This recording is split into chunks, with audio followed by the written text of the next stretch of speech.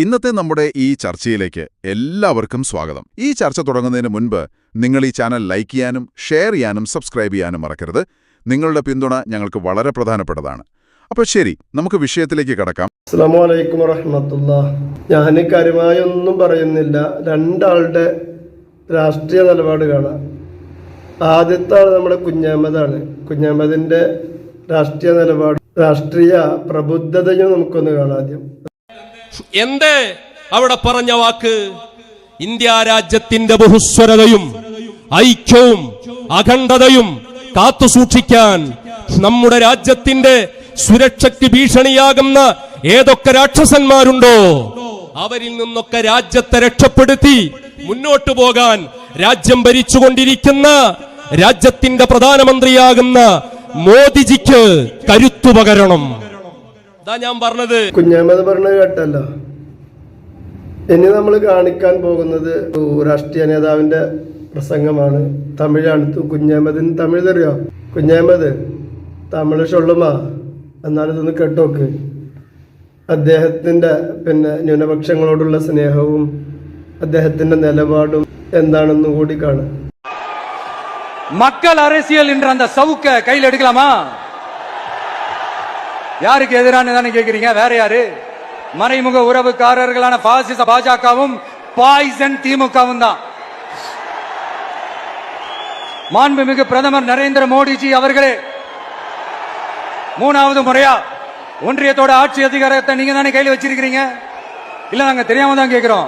நீங்க ஆட்சிக்கு வந்தது ஒட்டுமொத்த மக்களுக்கும் நல்லது செய்யவா, இல்ல நம்மளுடைய இந்த இஸ்லாமிய நண்பர்களுக்கும் இஸ்லாமிய தோழர்களுக்கும் எதிராக சதி செய்யவா? மக்களுக்கு உங்ககிட்ட கேட்கறதுக்குன்னு ஏராளமான கேள்விகள் இருக்குது.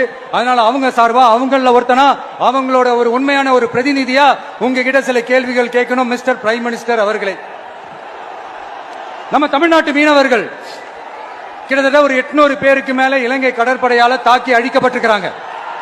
அதை கண்டிக்கிறதுக்காக உங்களை பெருசா எதுவும் செய்ய சொல்லல. சின்னதா ஒண்ணே ஒண்ணு மட்டும் செஞ்சு கொடுங்க. இனிமேலாச்சும் எங்களுடைய மீனவர்கள் பாதுகாப்பா இருக்கிறதுக்காக இந்த கச்சத்தீவை இலங்கை கிட்ட இருந்து மீட்டு கொடுத்துருங்க. அது போதும். உங்களுடைய இந்த முரட்டு பிடிவாதத்தால நீங்க நடத்துற இந்த நீட்டு தேர்வு, அதனால இங்க என்னென்ன நடக்குதுன்னு சொல்றதுக்கே மனசு வலிக்குது. அதனால அந்த நீட்டு தேர்வு தேவையில்லைன்னு அறிவிச்சிருங்க. அது போதும்.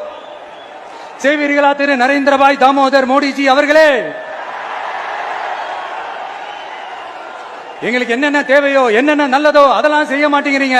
ஆனா ஆட்சி அதிகாரத்தை மட்டும் கையில வச்சுக்கிட்டு மக்களை ஏமாத்த நேரடியாக ஒரு பாசிச பாஜக அடிமை கூட்டணி ஒண்ணு. அடுத்து உங்களோட இந்த மைனாரிட்டி ஆட்சியை ஓட்டுறதுக்காக மறைமுகமாக RSS அடிமை குடும்பம்னு இன்னொரு கூட்டணி. இப்படி மக்கள் சக்தியே இல்லாத இந்த ஊழல் கட்சிகளை மிரட்டி அடிபணிய வச்சு 2029 வரைக்கும் சொகுசு பயணம் போயிடலாம்னு திட்டம் தீட்டி வச்சிருக்கீங்க. அதானே ஜி? என்ன ஜி? ஒண்ணு மட்டும் சொல்றேன், தெரிஞ்சுக்கங்க. என்னதான் நீங்க இந்த நேரடி மறைமுக கூட்டணி குட்டிகரணம் போட்டாலும் தாமரை இலையில தண்ணியே ஒட்டாது. தமிழக மக்கள் மட்டும் எப்படி ஒட்டுவாங்க? இங்க ஒரு MP சீட்டு கூட தரலன்றதுக்காக தமிழ்நாட்டுக்கும் தமிழ்நாட்டு மக்களுக்கும் எதுவுமே செய்யாம ஓரவஞ்சனை செய்யுது இந்த ஒன்றிய பாஜக அரசு. சங்கம் வச்சு தமிழ் வளர்த்த மண் இந்த மதுரை மண். அதனால இங்க அந்த கீழடியில கிடைச்ச ஆதாரங்களை எல்லாம் மறைச்சிட்டு எங்க நாகரிகத்தையும் எங்க வரலாறையும் அழிக்கிறதுக்காக உள்ளடி வேலை செய்யலாம்னு நினைக்கிறீங்க. தமிழ்நாட்டை தொட்ட என்ன நடக்கும் நீங்க பல உதாரணங்கள் இருக்குது. அதனால இதையெல்லாம் மறைச்சிட்டு எங்க மக்களை ஏமாத்திடலாம்னு மட்டும் நினைக்காதீங்க. രണ്ട് നിലപാടും കണ്ടല്ലോ. കുഞ്ഞഹമ്മദിന്റെ നിലപാടും കണ്ടു, തമിഴകത്തെ ആ രാഷ്ട്രീയക്കാരന്റെ നിലപാടും നമ്മൾ കണ്ടു. അപ്പൊ കുഞ്ഞഹമ്മദ് ഇപ്പൊ രാഷ്ട്രീയത്തിൽ വലിയൊരു പിടിപാടോ അതല്ലെങ്കിൽ അതിനെക്കുറിച്ച് വലിയൊരു പ്രതിബദ്ധത ഉണ്ടായിട്ടൊന്നുമല്ല അത്തരം വിഷയങ്ങളിൽ ഇടപെട്ടതും പറഞ്ഞതും. നമ്മളൊന്ന് എതിർക്കാൻ പറ്റുമെന്നൊക്കെ വേണ്ടിയിട്ട് ഇരിക്കും കൊമ്പ് മുറിക്കാന്നൊക്കെ പറയില്ല. താൽക്കാലിക വിജയത്തിന് വേണ്ടി, അല്ലെങ്കിൽ ഇപ്പൊ പ്രത്യേകിച്ച് വിജയം ഉണ്ടായിട്ടൊന്നുമല്ല. എന്നാലും അതിലിടയ്ക്ക് പറയണ്ടല്ലോ ഇവിടെ എല്ലാവരും വരാറുണ്ട് എന്ന്. അതുകൂടി നമുക്ക് കേൾക്കാം അടുത്ത വയസ്സിൽ. ഇവിടെ എല്ലാ രാഷ്ട്രീയക്കാരും വരാറുണ്ട് എന്ന് അവിടെ നമുക്ക് കുഞ്ഞാമതിനോട് ചോദിക്കണ്ട്. അതും കുഞ്ഞാമത് പറയണത് കേൾക്കുകയും. കുരുവട്ടൂർ സാവിയത്തു സൂഫിയ അത് ഇന്ന ആളുകൾക്കേ വരാൻ പാടുള്ളൂ എന്ന നിബന്ധന അവിടെ ഇല്ല. ഒരു നിബന്ധന ഉണ്ട്, വഹാബി അവിടേക്ക് വരരുത്, ജമാഅത്തെ ഇസ്ലാമിക്കാർ അവിടേക്ക് വരരുത്, തബ്ലീഗ് ജമാഅത്തുകാരൻ വരരുത്. കാരണം എന്താ? അവർ സ്നേഹത്തിന്റെ ശത്രുക്കളാ. അവര് വരരുത്. കേട്ടല്ലോ. ഇപ്പൊ സാധാരണ രാഷ്ട്രീയക്കാര് ഒരു കേന്ദ്രത്തിലേക്ക് ചെല്ലുന്നപ്പോഴാണ് ആ ചെല്ലുന്ന കേന്ദ്രത്തിൽ നിന്ന് നമുക്ക് രാഷ്ട്രീയമായിട്ട് എന്തെങ്കിലും പിന്തുണ കിട്ടുമോ എന്നതാണ്. അല്ലെങ്കിൽ എന്തെങ്കിലും സഹായം കിട്ടിയോടത്തേക്കാണ് ചെല്ലാറ്. അല്ലെങ്കിൽ വോട്ട് ബാങ്ക് ഉണ്ടാവണം. ഇവരെ സംബന്ധിച്ച് ഒരു രാഷ്ട്രീയ പാർട്ടിയെ സ്വാധീനിക്കാൻ മാത്രം വോട്ട് ബാങ്ക് ഇവരുടെ കയ്യിലുണ്ടോ? ഏതെങ്കിലും ഒരു MPയെയോ MLAയോ വേണ്ട, ഒരു പഞ്ചായത്തിനെയോ, അതും വേണ്ട, ഒരു വാർഡത്തെയെങ്കിലും വിധി നിർണ്ണയിക്കുന്ന ഒരു ശക്തിയാകാൻ ഇവരുടെ കയ്യിൽ അതിന് മാത്രം വോട്ടുകൾ ഉണ്ടോ? കേരളത്തിൽ ആകെ അടിച്ചു കൂട്ടിയാൽ അതുമില്ല. അല്ലെങ്കിൽ വോട്ട് ബാങ്ക് ഉണ്ടാവണം. ഇവരെ സംബന്ധിച്ച് ഒരു രാഷ്ട്രീയ പാർട്ടിയെ സ്വാധീനിക്കാൻ മാത്രം വോട്ട് ബാങ്ക് ഇവരുടെ കയ്യിലുണ്ടോ? ഏതെങ്കിലും ഒരു MPയെയോ MLAയോ വേണ്ട, ഒരു പഞ്ചായത്തിനെയോ, അതും വേണ്ട, ഒരു വാർഡത്തെയെങ്കിലും വിധി നിർണ്ണയിക്കുന്ന ഒരു ശക്തിയാകാൻ ഇവരുടെ കയ്യിൽ അതിന് മാത്രം വോട്ടുകൾ ഉണ്ടോ? കേരളത്തിൽ ആകെ അടിച്ചു കൂട്ടിയാൽ അതുമില്ല.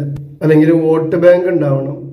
ഇവരെ സംബന്ധിച്ച് ഒരു രാഷ്ട്രീയ പാർട്ടിയെ സ്വാധീനിക്കാൻ മാത്രം വോട്ട് ബാങ്ക് ഇവരുടെ കയ്യിലുണ്ടോ? ഏതെങ്കിലും ഒരു MPയെയോ MLAയോ വേണ്ട, ഒരു പഞ്ചായത്തിനെയോ, അതും വേണ്ട, ഒരു വാർഡത്തെയെങ്കിലും വിധി നിർണ്ണയിക്കുന്ന ഒരു ശക്തിയാകാൻ ഇവരുടെ കയ്യിൽ അതിന് മാത്രം വോട്ടുകൾ ഉണ്ടോ? കേരളത്തിൽ ആകെ അടിച്ചു കൂട്ടിയാൽ അതുമില്ല.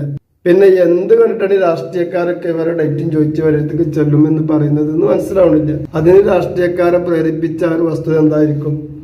ഇവരെ ത്വരീക്കത്ത് കണ്ടിട്ടോ നേതാവിൽ ഒന്ന് പോയി നന്നാവട്ടെ എന്ന് മനസ്സിലാക്കിയിട്ട് രാഷ്ട്രീയക്കാരൊക്കെ ഇങ്ങനെ ചെല്ലുകയാണ്. CPMകാരൊക്കെ നമുക്ക് കുഞ്ഞാമ്മയിലൊക്കെ ഒന്ന് പോയി കണ്ട് ബൈഅത്ത് ചെയ്ത് പോരാം എന്ന് മനസ്സിലാക്കിയിട്ട് ചെല്ലുകയാണ്. എന്തെങ്കിലും പരിപാടിക്ക് വിളിക്കുന്നുണ്ടാകും, വിളിക്കുമ്പോൾ വരുന്നുണ്ടാകും. രാഷ്ട്രീയക്കാരങ്ങനെയാണല്ലോ. അപ്പോൾ വിളിക്കുമ്പോൾ വരും. അല്ലാതെ ഇവർ തേടി ചെല്ലുന്നല്ല. ഇവരിപ്പോൾ സുൽത്താനുല്ലമ്മ സുഖമില്ലാണ്ട് വന്നപ്പോൾ എല്ലാ രാഷ്ട്രീയക്കാരും സ്വന്തമായിട്ടും അല്ലാതെയൊക്കെ വന്ന് ഉസ്താദിനെ കണ്ടു. അപ്പൊ അതുപോലൊരു വൈബ് ഉണ്ടാക്കാൻ വേണ്ടിയിട്ട് പറഞ്ഞ് പ്രചരിപ്പിക്കുകയാണ് എല്ലാ രാഷ്ട്രീയക്കാരും ഇവിടെ വരാറുണ്ട് എന്ന്. അതിൽ ആ പറയുന്നതിൽ വേറെ താല്പര്യം കൂടി BJPക്കാരും മാത്രമല്ല ഇവിടെ എല്ലാവരും വരാറുണ്ട് എന്നാണ്.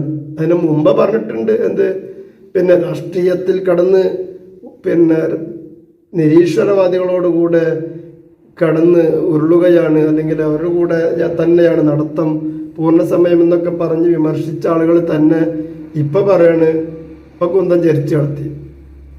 ഇപ്പൊ അവർ കുന്തം ചരിച്ചു നടത്തി. നാഞ്ഞ് കുന്തം ചരിച്ചു അവൻ്റെ കുട്ടിയാണെന്നുണ്ടപ്പോ കുന്തം ചരിച്ചു നടത്തി. ഇതല്ല നിങ്ങൾ നിലപാട്. ഒരു നയവും നിലപാടും വ്യവസ്ഥയും വെള്ളിയാഴ്ചയൊന്നുമില്ലാത്തൊരു ടീം. അള്ളാഹു കാത്ത് രക്ഷിക്കട്ടെ. അസ്സലാമു അലൈക്കും. ഇത് കേട്ടില്ല നിങ്ങള്? കുരുവട്ടൂർ ജാവിയത്ത് സൂഫിയ, അവിടേക്ക് ഇന്ന ആളുകൾക്കേ വരാൻ പറ്റുള്ളൂ എന്നില്ല, എല്ലാവർക്കും വരാം. പിന്നെ വരാൻ പറ്റാത്തവരാരാ? വഹാബി, ജമാഅത്ത്, തിബ്ലീഗ്. കാരണം എന്താ? ഒരു സ്നേഹത്തിന്റെ ശത്രുക്കളാണ്. എവിടെ ചങ്ങായ, ഓലക്കാളും ഒരു പടി മുമ്പിലല്ലേ നിരീശ്വരവാദി? ആ നിരീശ്വരവാദി അവിടെ വരുന്നില്ലേ? ഒരു സ്നേഹത്തിന്റെ ശത്രുക്കളല്ല. നല്ല ഷെയ്ഖ് എന്താ പറഞ്ഞങ്ങായി? വഹാബിന്റെ കൂടെ ഇരിക്കുന്നത് തെറ്റും നിരീശ്വരവാദിന്റെ കൂടെ ഇരിക്കൽ തെറ്റല്ലാതാകലും എങ്ങനെ? അതും തെറ്റന്നല്ലേ? അപ്പൊ എങ്ങനെ ചങ്ങായി ഓലവിടെ വരില്ലേ? വഹാബിക്ക് വരാൻ പാടില്ല.